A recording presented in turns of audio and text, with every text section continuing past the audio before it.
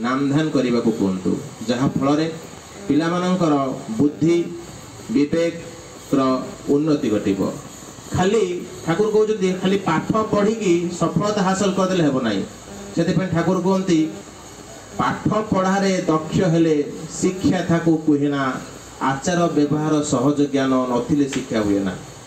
तेणु तो ठाकुर कहते जे मु मो परिवार रे कहे से दिन बाबा दादा कहते जे प्रथमे तू ठाकुर को भल पा तापर तू मते भल पाइबू। कारण जो ठाकुर को भल पाऊनु तेबे तू बापा मां को भल पाई किछि लाभ नाही से भल पाया बेसी दिन रहइबो नाही।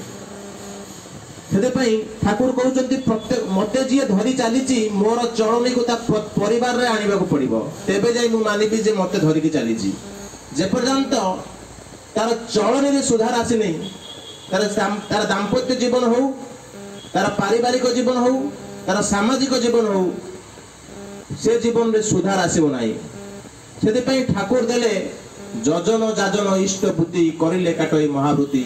ठाकुर कहते जजन कर जजन माने कौन ना ध्यान कर एक केंद्र को चिंतार केंद्र